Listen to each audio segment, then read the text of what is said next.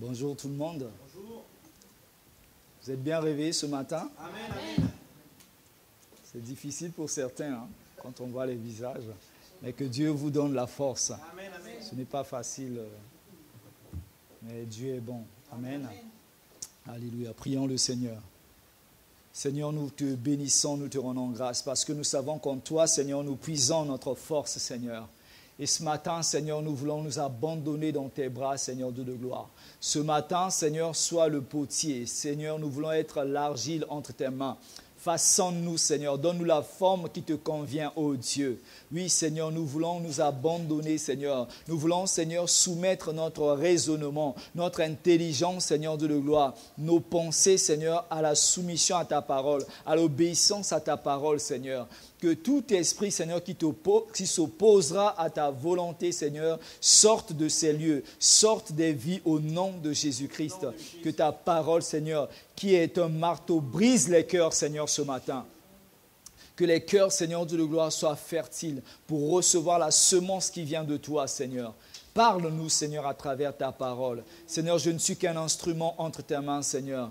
Je veux m'effacer, Seigneur, afin que tu sois glorifié, afin que tu parles à ton peuple. Toi qui sondes les profondeurs des cœurs, Seigneur Dieu de gloire. Toi qui sondes les reins, Seigneur. Toi qui connais les pensées du Père. Saint-Esprit, parle ce matin, Seigneur. Que ton nom soit glorifié, que ton nom soit magnifié. Au nom de Jésus-Christ de Nazareth. Amen.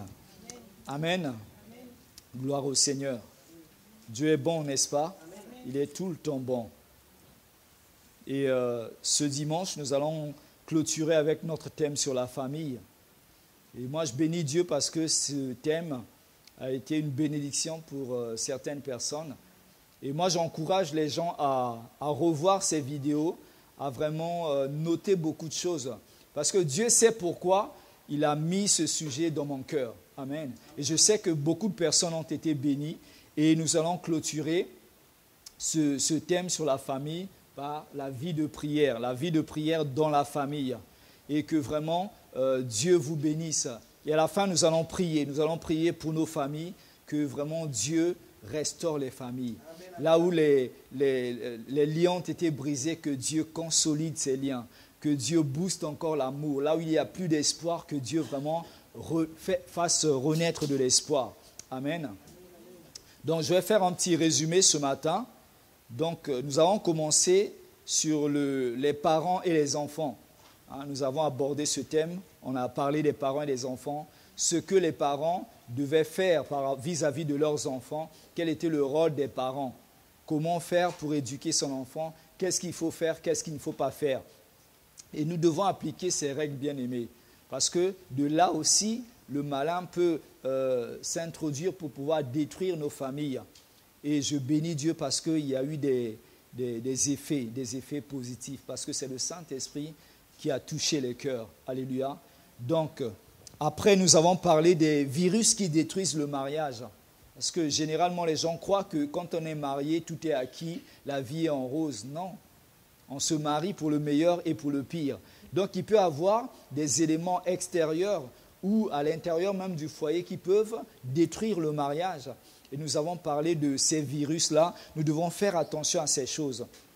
Nous avons parlé du manque de communication au sein d'une famille, dans un couple.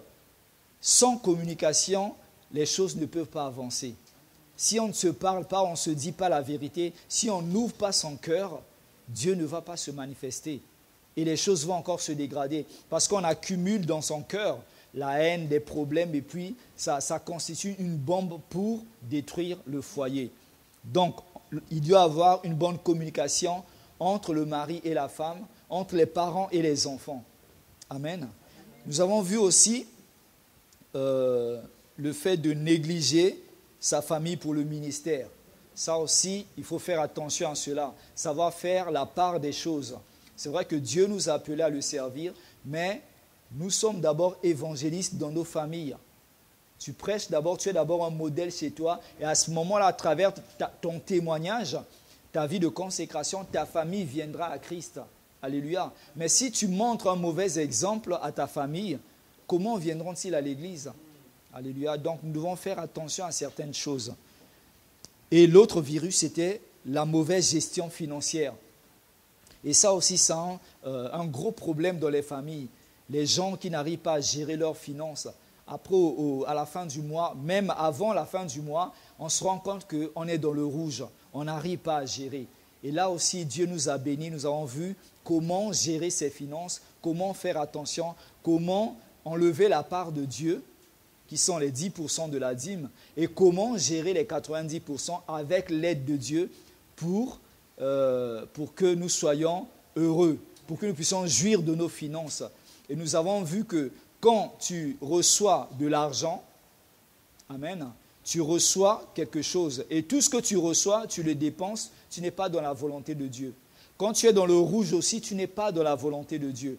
Mais tu es dans la volonté de Dieu quand tu dépenses et que tu as un surplus qui reste. C'est ça l'abondance de Dieu. C'est dans ce domaine-là que Dieu veut vous emmener, que Dieu veut emmener des familles. Amen.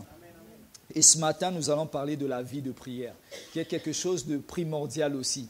Parce qu'une famille qui ne prie pas, c'est un désastre, c'est un passoire pour l'ennemi. Et l'ennemi va vous bousculer, vous n'êtes pas enraciné dans la parole de Dieu. Un arbre qui est bien enraciné dans le sol, les tempêtes peuvent passer, mais les racines sont là, bien enracinées dans la terre.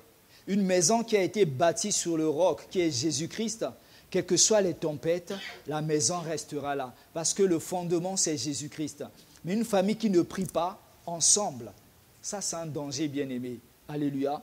Donc, ce matin, nous allons voir comment constituer cette vie de prière dans la famille. Ça, c'est très important, bien-aimé. Et vous allez voir, si vous expérimentez ces choses, vous commencez à prier en famille, ensemble, vous allez voir des choses se débloquer dans votre vie. Nous avons vu des témoignages ici où les familles se sont accordées pour demander quelque chose à Dieu. Ils ont mis en place des projets et Dieu a débloqué les choses. Mais quand vous agissez de façon individuelle, chacun de son côté, généralement, ça traîne. Mais quand vous êtes en accord, voilà Seigneur, nous avons décidé de te présenter ce projet et Dieu débloque les choses. Amen. Donc, nous avons l'exemple de Adam et Ève dans le jardin d'Éden. Dieu, c'est lui qui a institué le mariage, c'est lui qui a institué la famille. Il a établi cette famille. Donc, il y avait l'harmonie dans le jardin d'Éden. Et Dieu parlait régulièrement à Adam et Ève. Chaque soir, Dieu parcourait le jardin pour les parler. Donc, le désir de Dieu, c'est d'avoir une conversation, un échange entre nous et lui. Donc, une famille doit avoir cette intimité avec Dieu. Une famille doit avoir cette relation personnelle avec Dieu. Parce que c'est Dieu qui sait toutes choses. Vous savez, quand je disais au mariage, je crois, de Vincent et Michel, que quand on se marie, la Bible dit que les deux deviendront une seule chair. Donc, les couples deviennent comme une corde.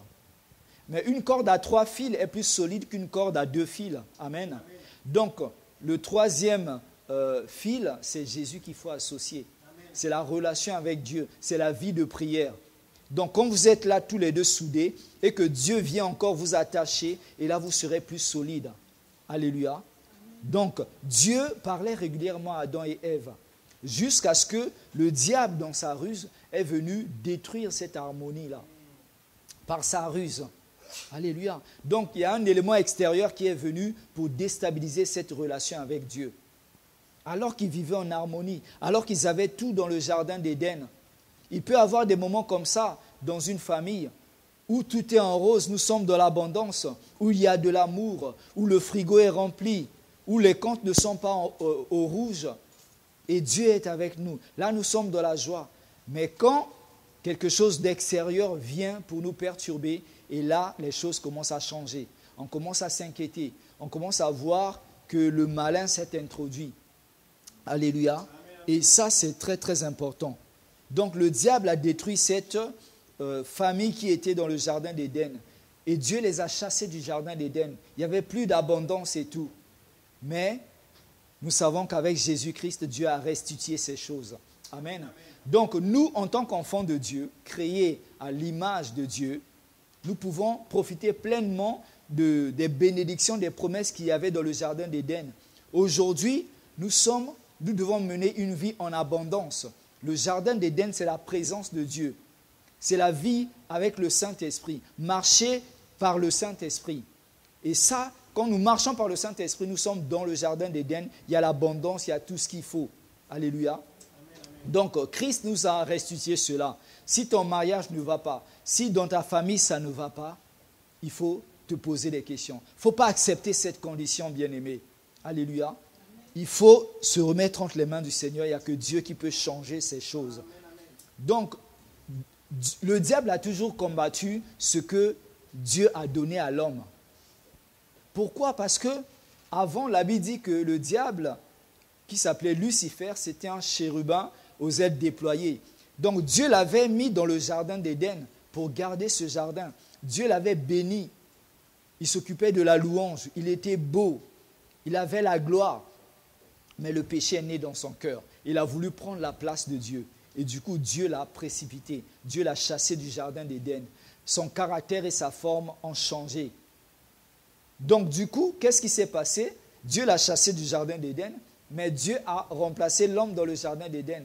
Donc c'est comme si l'homme a pris la place de Lucifer, alléluia, qui est devenu Satan après. Donc ça ne lui a pas plu. Pourquoi il a péché? Parce qu'il a dit dans son cœur, il a dit, je serai semblable au Très-Haut. Il voulait ressembler à Dieu. Lui qui voulait ressembler à Dieu, il a péché, il n'a pas pu. Mais Dieu a dit, je vais créer un être humain selon moi, comme moi qui va me ressembler.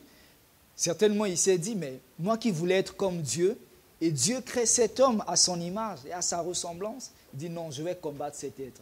Donc, il a combattu. Et à chaque fois, le diable voudra combattre ce que Dieu a créé, ce que Dieu a établi. Il voudra toujours s'opposer au plan de Dieu, à votre bonheur. Alléluia. Amen, amen. Donc, nous devons faire attention à ces choses. Et il va toujours essayer de détruire des familles. Il va toujours essayer de détruire les liens que Dieu a tissés dans une famille. Donc, la prière est une arme efficace contre lui. Parce que quand vous priez, vous avez une relation avec Dieu. Dieu va vous révéler ce qu'il faut faire. Dieu va vous montrer comment est-ce qu'il faut combattre le diable. Par la prière, par la parole de Dieu. Il dit, invoque-moi, je te répondrai et je te révélerai les choses cachées. Il y a des choses qu'on ne peut pas voir avec nos yeux. Oui. Et des fois, on est surpris dans une famille, mais comment ça a pu arriver? Mais le problème était là. Tu n'as pas été attentif, tu étais dans la distraction et le fruit est là. Et du coup, on a du mal à régler ce problème parce qu'on a laissé traîner les choses. Alléluia. Donc, c'est par la prière, bien-aimés. On va lire dans Éphésiens 4, 26.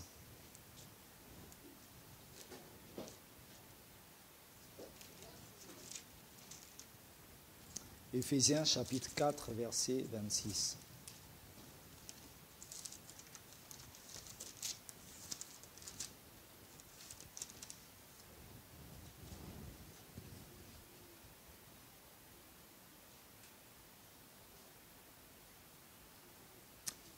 Si vous vous mettez en colère, ne péchez pas, ne péchez point contre. Si vous vous mettez en colère, ne péchez point. Que le soleil ne se couche pas sur votre colère et ne donnez pas accès au diable.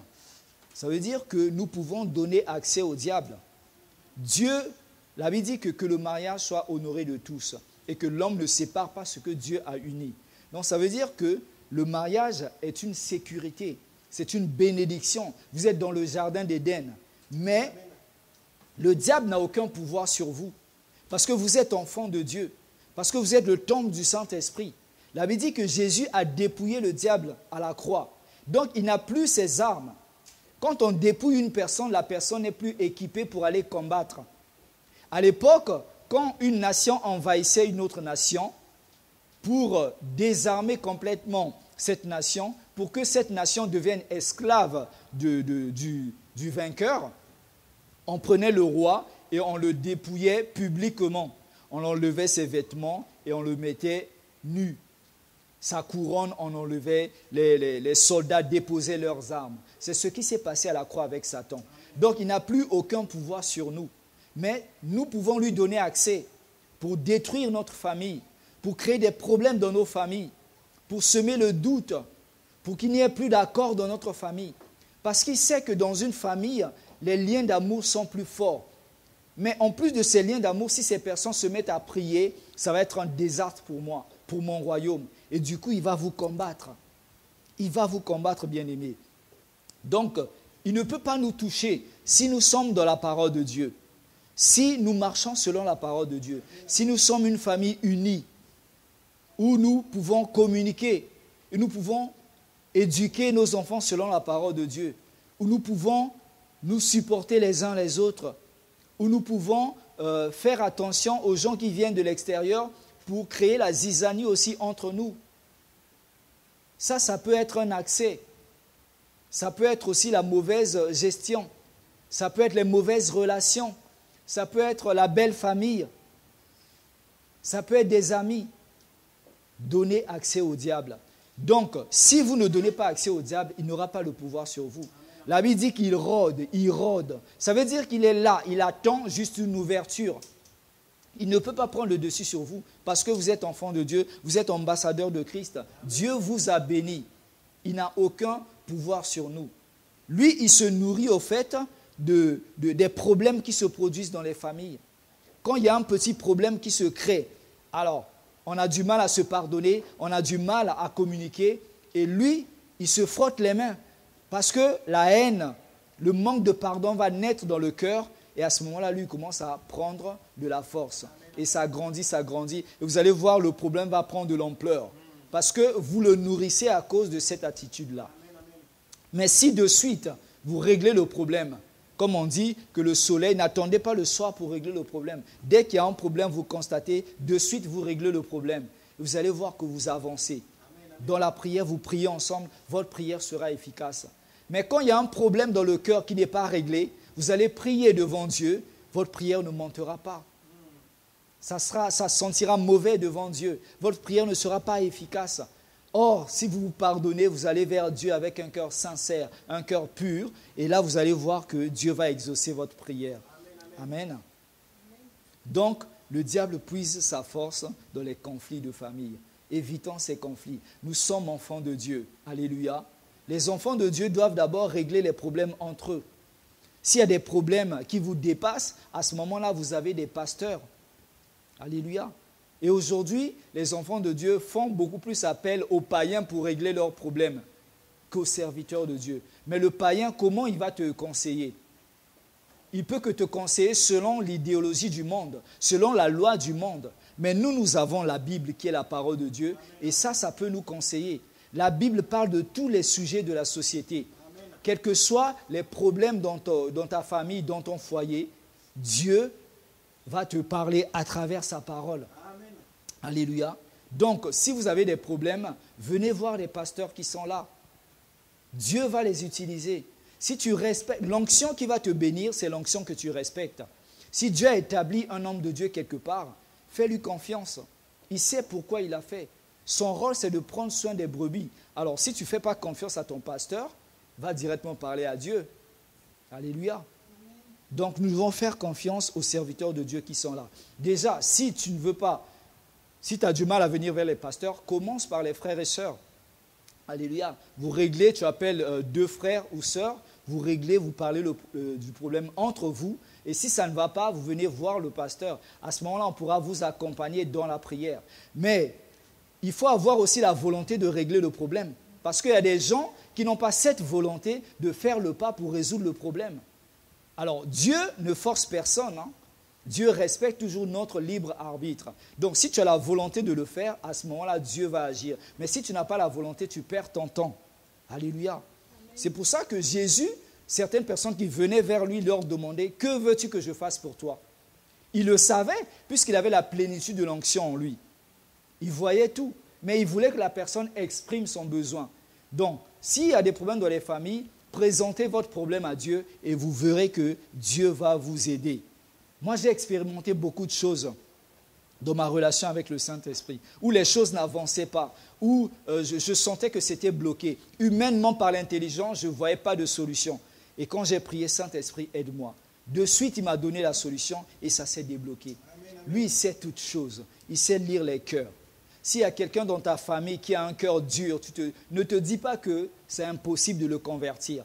C'est impossible que la parole de Dieu tombe sur son cœur. Non.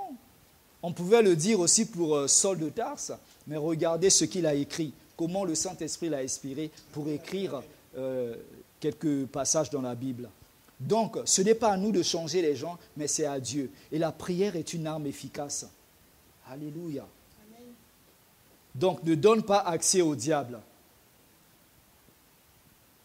Une famille doit prier les uns pour les autres. Dans une famille, il y a des gens qui sont un peu plus matures dans la prière, dans la vie chrétienne, mais il y a aussi des faibles. Donc, nous devons prier les uns pour les autres. Alléluia. Il peut arriver que toi qui es mature dans la prière, tu sois dans une période fragile, dans une période où il y a baisse de régime. Mais tu dois aussi faire confiance, soit à tes enfants, soit à ta femme ou à ton mari, qui prie pour toi. Donne-lui le sujet. Prie pour moi parce que là, ça ne va pas. On doit prier les uns pour les autres. C'est ça la collaboration. Alléluia. Amen. On ne doit pas se cacher les problèmes dans la maison, dans une famille. Il faut être transparent. Il faut être sincère. S'il y a un problème qui ne va pas, ne laisse pas l'autre découvrir le problème. Parce que des fois, quand l'autre découvrira le problème, ça sera peut-être trop tard. Le problème a déjà pris des racines, a déjà pris de l'ampleur. Mais quand le problème il est là, tu fais confiance et Dieu va vous aider à résoudre ce problème. Donc, il faut prier les uns pour les autres. Voilà. Moi, j'ai grandi dans la prière. Moi, je bénis Dieu pour Vincent qui est là aujourd'hui. C'est un témoignage vraiment. Notre sœur Michel qui est venue nous voir pour nous dire, voilà, pasteur, j'ai un besoin. Et je veux m'engager avec une personne qui a du mal à accepter Dieu, qui a du mal à concevoir une relation avec Dieu. Elle a dit, il faut prier à travers la prière. Et elle a prié, elle a persévéré pendant des années. Et Dieu a répondu. Et aujourd'hui, il est même motivé plus qu'elle dans la maison de Dieu. Et ça, c'est le résultat de la prière. Il ne faut jamais baisser les bras, bien-aimés. Peu importe la personne qu'il y a dans ta famille, priez les uns pour les autres. Alléluia. La prière. Prie, présente cette personne à Dieu. Moi, je suis là aujourd'hui parce que les gens ont prié pour moi. J'étais éloigné de Dieu, dans les ténèbres. Le diable m'avait déjà façonné dans mes idées, dans ma façon de faire. Mais c'est plus tard que j'ai compris que les gens priaient pour moi. Amen, amen. Alléluia. Je suis issu d'une famille catholique et j'avais une sœur qui connaissait vraiment la vérité avant. Et elle me parlait tout le temps de la parole de Dieu. Elle me faisait écouter des louanges. Mais mon cœur était fermé à la parole. Je disais non. À chaque fois qu'elle m'invitait, je refusais. Et elle priait pour moi. Et j'avais un ami aussi. On a fait des bêtises dans le monde. Lui, il a connu le Seigneur avant. Il priait pour moi. Et moi, je ne savais pas. C'est plus tard que j'ai su qu'il était en train de prier pour moi. Et quand c'était le moment, il m'a invité là, j'ai dit oui. Et c'était le départ. J'ai vu la main de Dieu. À cause de la prière. Alléluia. La prière, bien-aimée, la Bible dit que sa parole, quand tu parles, ça veut dire que Dieu a mis sa parole en toi. Tu déclares les paroles. Alléluia. Du spirituel naît le naturel. Amen, amen. Alléluia. Les choses se créent d'abord dans l'invisible. Si tu as prié, ça veut dire que Dieu est en train d'agir. Il faut persévérer, il faut avoir de la patience. Dans le monde spirituel, moi, j'appartenais déjà à Jésus. Amen, amen. Mais il fallait juste une concrétisation dans le monde naturel. Donc, c'est dans la prière. Si tu pries, aie confiance. Prie avec foi et tu verras des résultats. Amen, amen. Alléluia. On doit prier les uns pour les autres. On doit porter les fardeaux des uns et des autres. Si l'autre a un problème chronique, un chômage, il n'arrive pas à avoir du boulot, une infirmité, sois là pour l'autre. Soutiens l'autre. Il a besoin d'aide. Alléluia. Dieu a dit, il n'est pas bon que l'homme soit seul. C'est pour cela qu'il a créé, il a mis une femme à côté. Mais ça doit être vice-versa. L'homme doit aider la femme aussi doit aider l'homme. Alléluia. On n'est pas dans une idéologie du monde qui dit que voilà, c'est la femme qui doit être là au service de l'homme. Non, on est des enfants de Dieu bien-aimés. Ça, ce n'est pas de l'amour. Alléluia. Et moi, je le vois aussi dans certains foyers chrétiens où on a emmené le monde dans la maison de Dieu, dans un foyer chrétien, où l'homme se prend pour le patron, voilà, il ne fait rien et tout, c'est la femme qui fait. Alléluia. Que la femme soit malade, elle est là, elle doit faire à manger, s'occuper des enfants, tout cela. Qu'elle soit enceinte, elle doit tout faire. Non, bien-aimé, ce n'est pas de l'amour. Amen, amen. Moi, je crois que si nous les hommes, imaginez un homme, amen, la grossesse fait 9 mois. On prend un homme, on lui accroche un sac sur le ventre, comme s'il était enceinte. Vous devez faire bloc pour affronter les problèmes. Les problèmes, il y en aura toujours. On va, vous savez, le fer, pour qu'il soit solide, il est passé par le feu. Il a été éprouvé. Donc, votre couple sera éprouvé, votre famille sera éprouvée à travers les difficultés.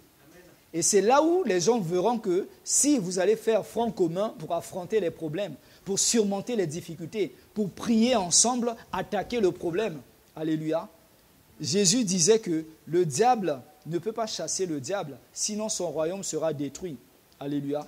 Mais aujourd'hui, nous voyons des familles se faire la guerre entre eux. Des fois, le diable n'est même pas à l'origine de ça. Déjà, le diable, il n'est pas omniprésent et on l'accuse de tout. Des fois, le problème, c'est nous-mêmes. On se fait la guerre. Même aujourd'hui, on voit, il y a la guerre entre les chrétiens. Entre les églises, on se fait la guerre. Alors qu'on se dit corps du Christ. C'est comme si cette main-là vient taper, voilà, tu te mets à te taper des coups de poing. Non, bien-aimé. Nous avons une seule vision, un seul but. Jésus-Christ. Alléluia. Donc, faites front commun pour affronter les problèmes. Avoir des cultes en famille. Avoir une vie d'église aussi. Une famille doit venir à l'église ensemble, participer aux réunions. Alléluia. Prie, s'il y a d'autres personnes qui ne viennent pas à l'église, commence à prier pour eux, commence à intercéder pour eux. Et tu es en train de faire quelque chose dans le monde spirituel. Tu es en train de créer des choses. Alléluia.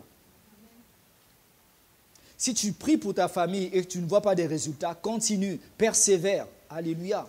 Acte 1, 14. Acte chapitre 1, verset 14. C'est important la persévérance, bien-aimé.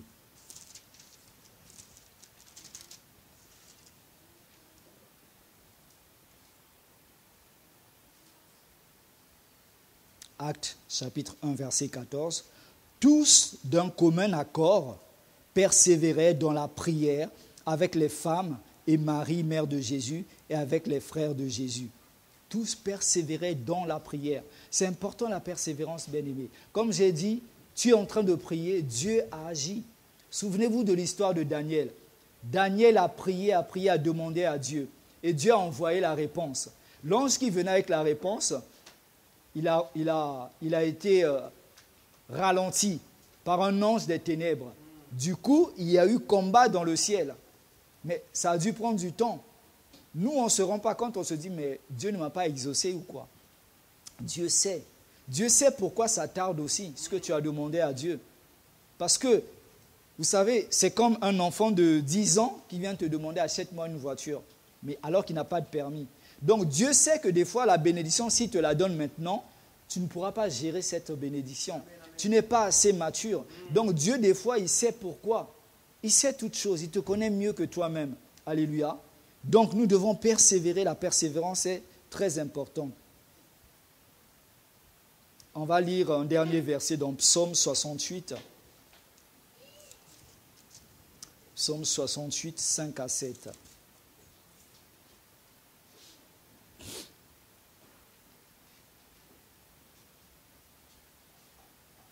Psaume 68, versets 5 à 7.